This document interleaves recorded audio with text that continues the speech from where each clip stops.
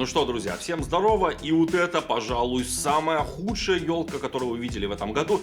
А вот это самые худшие кроссовки, которые вы видели в этом году. Но с учетом того, что они у меня первые в этом году на обзоре, можно сказать, что они лучшие при этом, но при этом и худшие. Короче, сейчас все узнаете. А вы случайно не задумывались о том, что Adidas, который сделал нормой носить носки на подошве, к примеру, уже относительно давно сделал еще один класс кроссовок, и про него я, кстати, уже рассказывал. К этому классу относились первые стритболы, кстати, педали неплохие, мне во всяком случае понравились, хоть они и со своим прибабахом в конце концов. Еще одни найтболы, выглядящие ну прям на 10 из 10, но удобные прям ровно в 10 раз меньше. И сегодня у меня очередные кроссы из этого класса Streetball 2. Да, выглядят они самобытно, но в любом случае такая форма очень и очень спорная. Ну, как минимум, у человека со стороны складывается впечатление, а как вообще вот эта махина может сминаться. Ну, первые стритболы показали, что очень даже может, но если посмотреть на те же найтболы, то они жили на ноге своей жизнью и болтались практически во все стороны. Ну и найтболы, к сожалению, я здесь не просто так упоминаю, потому что если говорить вот прям в лоб, то Adidas посмотрели такие на первые стритболы и подумали: так, как мы сделать этот Adidas еще лучше? Ну и само собой, вот не пойми вообще зачем взяли и поставили сюда, ну очевидно, кто бы мог подумать, Boost. И что вы думаете, от этого стало все, к сожалению, только хуже. Но здесь дело, кстати, не только в бусте. Ладно, давайте не из огня до вполыми о чем-нибудь хорошем все-таки поговорим, потому что здесь такого тоже хватает. Дизайн, ну, как минимум, он оригинальный, на 100% адидасовский. Народу они понравились тем, что местами они смахивают на более дорогие Easy. И здесь я не спорю, сходство с первыми и вторыми версиями 700-х тут очевидны, но все-таки первые стритболы мне понравились больше. Они выглядели не такими грубыми, что ли, мидсол был своеобразнее, да и по материалам все было ощутимо приятнее. И как минимум, именно в моей бежевой версии почти весь верх был из кошернейшей замши. Здесь же, хоть есть версии тоже полностью кожаные, но лично мне цвета, ну, такое себе. Опять же, это дело вкуса, это вы можете спокойно обсудить, например, у меня в группе в Телеграме. Ссылка на нее, кстати, в описании будет. Ну а если хотите взять нормальную однотонную версию вторых стритов, я вам настоятельно советую брать вот такую хаки-версию из кордуры, кстати. Да, это тот самый износостойкий материал, и его не зря поставили в передней части, они будут у вас сминаться, в этом нет ничего страшного. Но в конце концов, из-за прочности кордуры, они у вас в этом месте не порвутся, будьте в этом уверены. Ну а если говорить про замшу, да, про нее здесь тоже не забыли, ее совсем чуть-чуть находится спереди, в традиционно гиперобрубленном низком носке, также ее находится немножко сбоку, ну а все остальное практически здесь из той же самой кордуры. Кстати, если вы думали, что вот эта рамка здесь зеленоватая не просто так, мол, это фосфор, она будет в темноте у вас светиться, да нифига подобного, не будет она у вас никак светиться. И еще одну деталь неприятную, к сожалению, я хочу здесь упомянуть, это их задник. Он здесь полностью неопреновый, это будет магнит для грязищи осенью. Вы можете здесь их пытаться тереть сколько угодно, прыскать там хоть 1000 слоями пропитки.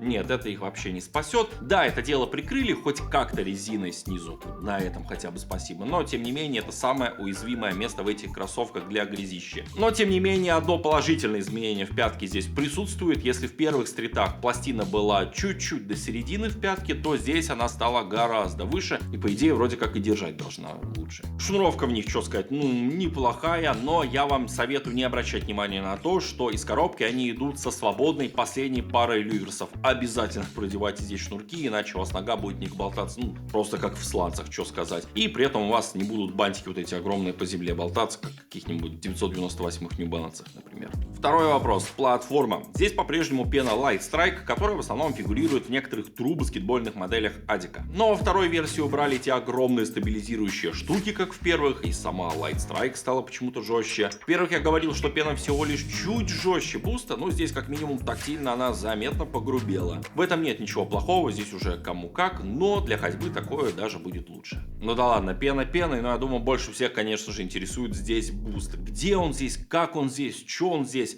поясняю. Чтобы вы сразу все поняли, специально для буста сзади сделали, скажем так, очень большое окно, сквозь которое вы можете видеть, за что вы, собственно, бабки отдаете в этих кроссовках. А для еще большей, скажем так, наглядности в пятке сделали даже небольшое отверстие, сквозь которое вы можете этот буст прям нащупать вашими руками. Ну и да, как вы поняли, во вторых стритболах буст находится только в пятке. Здесь абсолютно такая же ситуация конструктивна, как и в тех же POD, но об этом я поговорю чуть попозже. Еще одна, кстати, фишка утюгов — это очень резкие, прям обрубленные грани. Эта фича к ним пришла напрямую с баскетбола, и она как раз таки им очень сильно прибавляет в стабилизации. Ладно, давайте посмотрим, что внутри. Во-первых, резинки для язычка все еще на месте. Любителям не шнуровать кроссы такое вообще будет очень кстати. Стелька стала немного из другой пены, но это все еще почему-то не Арталайт. Очень странно, он стоит копейки. И, кстати, поменялась поддержка изнутри у пятки. Раньше была одна сплошная подушка, теперь их две. Давайте сразу и про размеры поговорим. Это US 11, UK 10,5, французский 45,1/3, японский 290. Да, это самые популярные кроссовочные размеры. Если вы носите те же самые Force или другие олдовые New Balance 11 US, то берите такого же размера и эти Адидасы.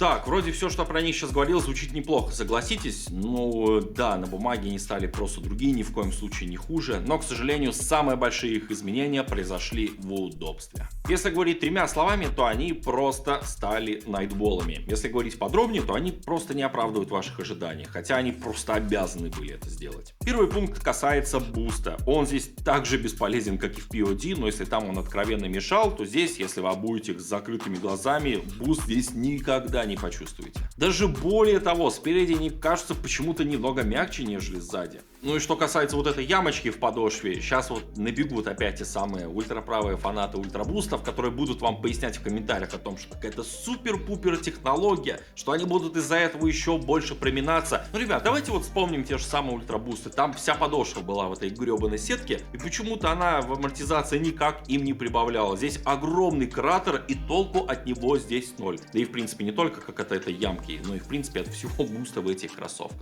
Второе. Если предыдущую версию хвалил за безупречную стабилизацию, даже для некоторых излишнюю, то здесь она стала, не такой выдающейся. Сбоку держат они просто окей, но не впечатляюще, а задних стал откровенно гулять. Даже когда вы их полностью зашнуровываете, пятка все равно будет жить своей жизнью. Это не так провально, как в найтболах, но заметно слабее, чем в первых стритах. Ну и третий пункт касается уже целесообразности этих кроссовок. А нахрена они вам вообще нужны, когда есть те же самые первые стриты? Они выглядят, на мой взгляд, лучше. У них выигрышнее ситуация с материалами. Они лучше этих кроссовок в удобстве. И их все еще можно найти в продаже аж на 5000 дешевле, чем вторые стритболы. Но я не знаю, ребят, если вам и этих аргументов мало, ладно, хрен с ним, хозяин, барин, берите вторые, никто вас от этого не отговаривает. В конце концов, такие люди найдутся. Но лично я считаю, что это откровенный даунгрейд. Но, во всяком случае, не так ужасно, как с найтболами. Ну что, друзья, мне на этом для вас все. Как всегда, если вам понравился видос, ставьте лайки, колокольчики, вот это вот все. Я уже пойду спать, потому что первый час ночи, у меня завтра выходные.